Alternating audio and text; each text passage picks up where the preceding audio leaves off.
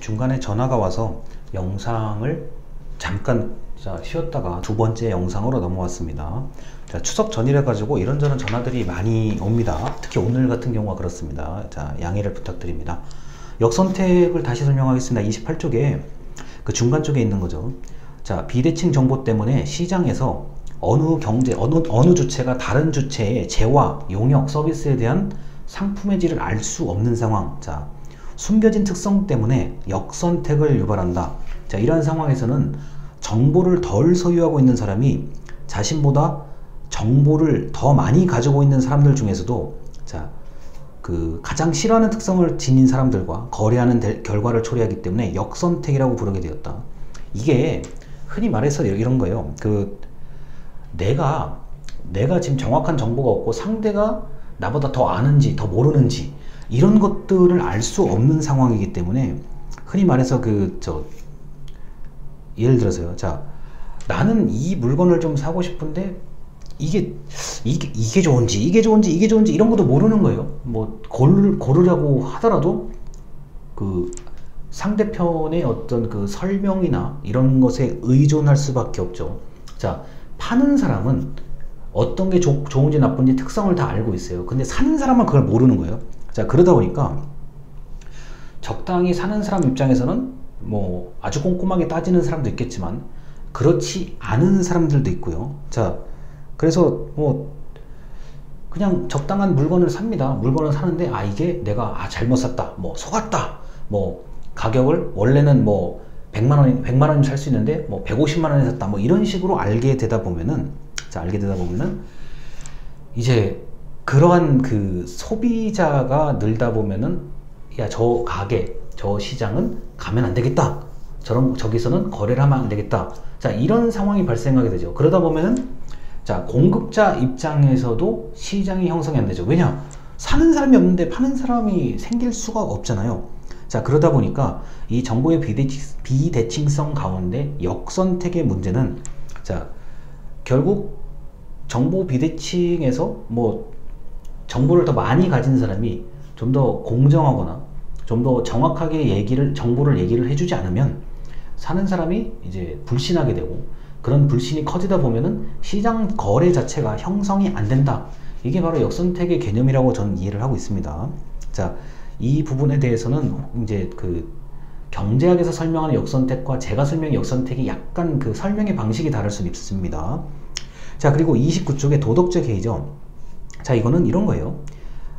숨겨진 행동과 관련된 것으로 도덕적 해이가 유발된다. 비용이 많이 드는 상황에서 발생하는데, 정보를 많이 가지고 있는 사람은 적게 가진 사람에게 불리한 행동, 폐를 끼칠 수도 있고 손해를 끼칠 수도 있는 그런 것들이 발생하게 됩니다. 그래서 이 도덕적 해이 같은 경우는 이런 거예요. 가장 일상적에서 볼 수 있는 거냐. 저 사람들 잘 모르니까 내가 이렇게 해도 뭐 나한테 뭐라고 못하겠지. 실제로 이런 경우들이 꽤 있죠. 그래서 이제 뉴스 같은 거 보면은 이제 아마 마지막에 나오는 그런 문구가 뭐 도덕적 해이를 방지하는 뭐 대책을 마련해야 되겠습니다, 이런 형태로 나오죠. 수많은 사람들보다 담당자인 내가 훨씬 정보를 정확하게 알고 있다는 거. 그래서 뭐 내가 이런 걸 해도 상대방이 모르겠지, 상대방이 이걸 어떻게 알겠어. 그러다 보면은 사람이 타성에 젖게 되고 그 다음에 부정부패를 저지를 수 있는 그런 가능성이 높아지죠. 그래서 이 정보의 비대칭성은 역선택 그리고 도덕적 해이 말고도 우리 행정학, 경제학 영역에서는 더 많은 안 좋은 쪽으로 이제 좀 부정적으로 좀 의미를 생각하시면 되겠습니다. 그리고 소득재분배인데요. 이거는 이제 흔히 말하는 이건 정치학 개념에서 얘기하는 거죠. 형평성을 제시한다는데 29쪽의 아래에서 두 번째 문단입니다. 소득재분배에서 쟁점은 그 기준이 무엇인가? 정부는 무슨 기준으로 얘는 이렇게 주고 얘는 이렇게 주느냐? 특히나 이제 지금 국민지원금 신청 기간이기 때문에 이 신청을 제기하는 사람들이 한 10만 건 정도 넘는 걸로 알고 있습니다.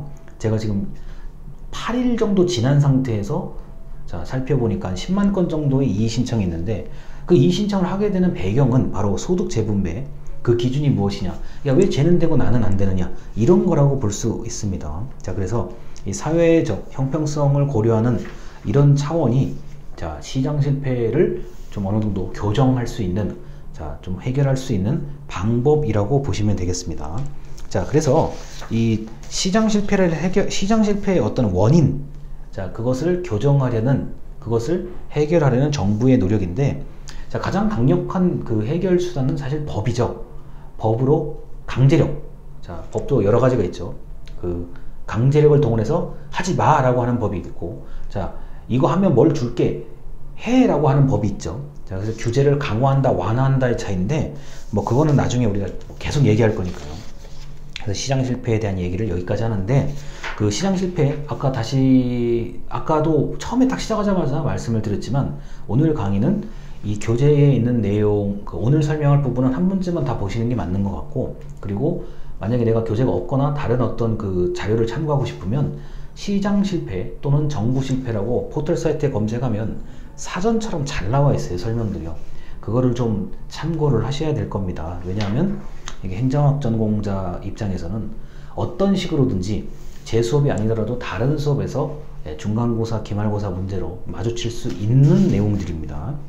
자, 그리고 30쪽에 이제 정부 실패, 이제 시장 실패를, 자, 나름대로 교정하려고 정부가 노력을 했는데, 개입을 했는데, 시장에 개입을 했는데, 오히려 정부가 일을 잘못해버리는 경우죠.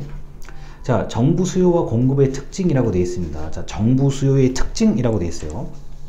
자, 그 정부 서비스의 수요자는 아래에서 10번째 줄입니다.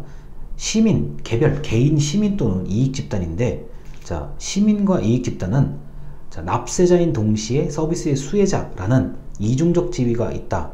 자, 그런데 문제는, 자, 수혜자로서 받게 되는 이익에 더 관심을 가지기 때문에 이게 이런 거예요. 내가 이만큼의 세금 또는 공과금을 냈는데 왜 내가 나한테 돌아오는 혜택은 요거밖에 없을까? 이제 이런 생각을 가질 수가 있죠. 자, 그러다 보니까 그 정부 수요는, 그 30쪽의 아래 세 번째 줄입니다. 정부의 수요는 항상 필요한 것보다 과다하게 더 많이 필요하다, 이런 특성이 있습니다. 정부에서 생각할 때는 한 100만원 정도면 될 것 같았는데 막상 보니까 150만원, 200만원이 되는 경우, 자, 그렇게 수요가 많다라는 거, 또는 한 10명 정도가 신청할 것 같았는데 막상 보니까 뭐 100명이 신청한다, 뭐 이런 경우도, 자, 수요가 좀 과다하다, 이렇게 볼 수 있겠죠. 자, 그리고 31쪽에 양과로 부분인데요. 자, 시민들의 인식이 확산된다라고 하는 게, 시민들이 이제 굉장히 정부에다가 다양한 걸 요구를 하죠. 그런 것들이 바로 인식의 확산입니다. 예전에는 그냥 정부에서 주는 대로 했지만 이제는 정부에 요구하는 게 많아졌다. 자, 그리고 특수한 이익 집단의 조직화. 자, 그래서 뭐 지역별로도 있고 전국 단위로도 있고, 우리 이익을 위해서, 자, 뭉치자라고 하는 게 있죠. 그 대표적인 게 작년부터 이어지는 코로나 상황이죠. 자, 우리는 왜 지원금을 요만큼 주고 쟤네는 많이 주느냐? 왜 우리는 영업을 못하게 하고 쟤네는 영업을 하게 하느냐? 이런 게 바로, 이런 목소리를 내는 게 바로 이익 집단의 조직화입니다. 자, 그 다음에 정치인들의 해결 시도라고 되어 있는데요. 자, 이건 정치적 해결 시도죠. 그래서 뭐 특정한 정치인이 인기를 얻기 위해서 뭐 선심성 예산을 쓴다든가, 또는 뭐 원래는 안 되는 건데 정치적인 타협이나 협상을 통해서 되게 한다든가, 이런 것들이 바로 정치인의 해결 시도라고 볼 수 있습니다. 자, 그리고 이제 한 1분 전에 얘기 드렸는데요. 편익을 누리는 집단과 비용을 부담하는 집단의 분리. 자, 나는 세금을 이렇게 내는데 난 혜택이 별로 없고, 저 사람은 세금을 거의 안 내는데 왜 혜택이 저렇게 많으냐, 이렇게 생각할 수도 있죠. 자, 그래서 이런 정부 수요와 공급의 특징을 지금 말씀드리고 있습니다. 자, 그리고 정부 공급에 관련된 얘기인데요. 이게 뭐 이런 게 있어요. 32쪽에, 자, 또 마찬가지로 이 양괄호입니다. 자, 양괄호 1번, 정부 산출물의 정의와 측정의 어려움이라고 되어 있는데, 정부에서 하는 일의 결과가 똑부러지게 나오는 것도 있지만 그렇지 않은 경우도 있습니다. 여러분이 나중에 공무원이 되시면 이런 걸 느끼실 거예요. 자, 내가 한 일은 오늘 뭐 전화를 내가 100통을 받았다, 또는 뭐 회원 가입을 내가 100명을 시켰다, 뭐 이런 거는 산출물일 수도 있어요. 이런 거는 결과가 똑부러지게 나오는 건데, 내가 맡은 업무는 최소한 결과가 나오려면 2년에서 3년이 걸리는 거, 이런 게 굉장히 측정하기 어렵죠. 자, 그 다음에 독점 생산으로 비능률이 있을 수 있습니다. 야, 어차피 시민들이나 주민들이 우리 거 아니면 뭐 쓸 데가 어디 가서 못 써, 이거는. 자, 이런 생각을 가지게 된다면, 야, 일을 효과적으로 하는 것보다는 좀 더 느슨하게 일을 할 가능성이 있죠. 자, 그 다음에 뭐 불확실한 서비스 생산 수단이라고 되어 있는데, 자, 이게 그 교육이 대표적인 경우에 속해요. 왜냐면은 똑같은 교과서를 가르친다고 해도 선생님마다 차이가 있을 수 있고, 그 다음에 뭐 예를 들어서요, 학생에게 맞춤형 교육을 한다고는 하지만 그걸 딱 맞춰줄 수는 없잖아요. 그러다 보니까 불확실한 서비스를 할 수밖에 없는 그런 부분들이 있습니다. 자, 그리고 뭐 평가의 어떤 뭐 체제가 좀 부족하다라고 하는데, 여러분 이게 그 하나의 기준을, 뭐 한 가지의 기준을 가지고 수많은 것을 동시에 평가하기가 쉽지가 않아요. 특히나 이제 전국 단위에 있는 것들. 자, 서울에 있는 뭐 A라는 그것과 뭐 다른 중소도시에 있는 B라는 게 하는 역할도 같고 명칭도 같고 똑같은 법률에 적용을 받는데, 이걸 똑같은 기준으로 평가하기에는 굉장히 애매한 부분이 있다는 겁니다. 자, 그래서 정부 실패의 원인은 뭐 지금까지 얘기한 거와 비슷비슷해요. 자, 비용과 수입의 분리 얘기했습니다. 뭐 나는 내는 거 이렇게 많은데 왜 혜택은 별로 못 받는 거냐, 이런 거. 자, 그 다음 내부성의 문제. 자, 내부성의 문제라는 건 이런 거예요. 여러분 담배를 피우시는 분이 분명히 이 수강생 중에 있을 건데, 이 담배값이 어떻게 이렇게 하나의 한 갑에 5,000원으로 책정이 된 거지? 자, 분명히 이런저런 것들을 담배값에 포함을 해서 이른바 내부화 시켜서 담배값이 나온 건데, 자, 이 5,000원이란 가격이 과연 어떻게 어떻게 계산된 것인가, 그리고 이것이 과연 그 계산된 만큼의 효과가 나타날 것인가. 자, 우리가 담배를 사면 그 담배값의 일부분은 금연운동 쪽으로 들어가게 되어 있습니다. 과연 그게 얼마나 합리적인가 또는 효과적인가, 이런 걸 고민할 수가 있죠. 자, 그리고 이제 파생적 외부 효과가 있는데, 이건 예상치 못한 부작용이에요. 시행해보니까 시행 전에 생각했던 그런 것과는 좀 그림이 다르게 나타나는 거예요. 이게 왜 이러지? 이게 원래 이런 게 아닌데? 뭐 이런 거예요. 흔히 말해서 뭐 국민지원금을 이제, 자, 정부는 이런 목적에 쓰시면 좋겠습니다 지급을 했는데, 뭐 이게 그 부작용 같은 게 있을 수도 있죠. 자, 그 다음에 이제 분배의 불공평성이라고 얘기를 할 수도 있습니다. 자, 이게 아까도 얘기했지만 기준이 뭐냐, 이거는 형평성이 어긋난다, 이렇게 이제 주장을 할 수가 있는 겁니다. 자, 그래서 이 정부 실패의 원인과 뭐 특징이 비슷한 내용들이 있다는 거. 자, 그리고 이제 33쪽에 지대 추구 행위인데, 자, 이거 이런 거예요. 안에서 세 번째 줄입니다. 자, 지대 추구란, 자, 정상적인 투입으로 얻을 수 있는 이익이 아니라, 자, 비생산적 또는 비정상적인 이윤 추구 행위를 말한다. 자, 행정학에서 말하는 지대 추구는, 자, 정부의 간섭, 자, 정부의 개입 또는 어떤 개인끼리의 담합, 어떤 집단들 때문에 인위적으로, 자, 나타나는 이익을 확보하기 위해서 기울이는 노력이라고 할 수 있다. 자, 34쪽의 맨 위에 줄입니다. 자, 특정한 집단이나 특정한 기업이 혜택이나 특혜를 자, 받기 위해서, 자, 끊임없이 로비를 하는 것을 지대추구 행위라고 볼 수 있습니다. 자, 여러분 이게 그 포털 사이트에 그 지대추구라고 이렇게 검색을 하면은 약간씩 그 정의가 다르게 나올 수는 있는데요. 자, 공익이 아니라 사사로운 이익을 추구하다 보니까 일종의 낭비가 발생을 하는 거예요. 근데 그 낭비가 이런 거죠.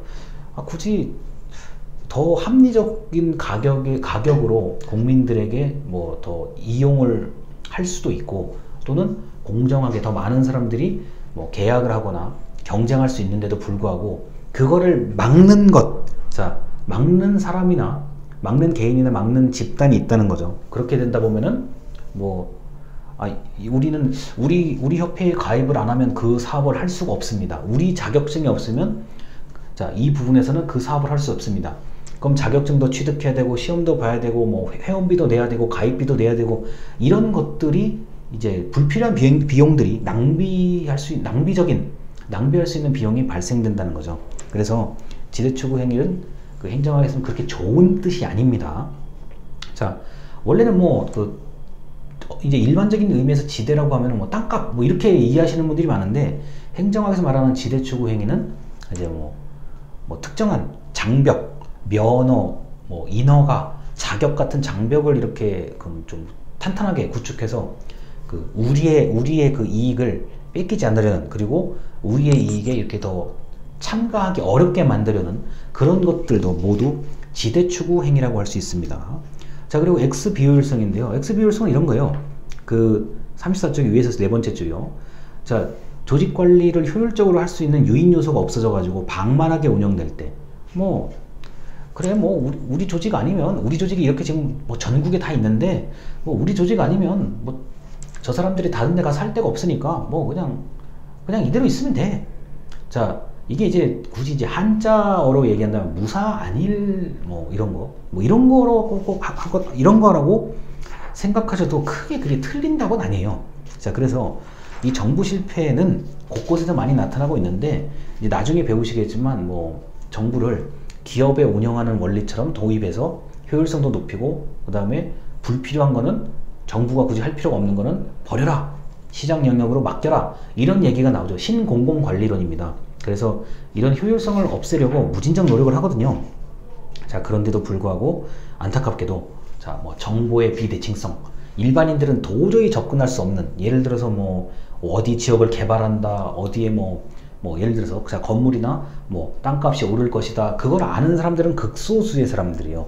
뭐 여기는 지하철역 건설될 것이고, 이쪽엔 뭐 기차가 갈 것이고, 이쪽에는 공항이 건설될 것이고, 뭐 이런 것들이요. 이른바 보상을 받으려는, 자, 보상을 받는 것, 그 금액이 원체 커서 그래요. 자, 그러다 보니까 그 특정한 사람들, 극소수의 사람들이, 자, 공무원 또는 높은, 자, 관료라고 부르는 그런 분들이, 자, 부정부패, 담합을 하게 되는 거죠. 자, 이게 이제 도덕적 해이하고도 연결이 되는 거고, 그 다음에 이제 지대 추구 행위하고 연결이 되는 거고요. 뭐 여러 가지의 그 내용과 다 연결이 된다고 할 수 있습니다. 자, 일단 영상 여기까지 설명을 드리고 다음 영상으로 넘어가겠습니다. 감사합니다.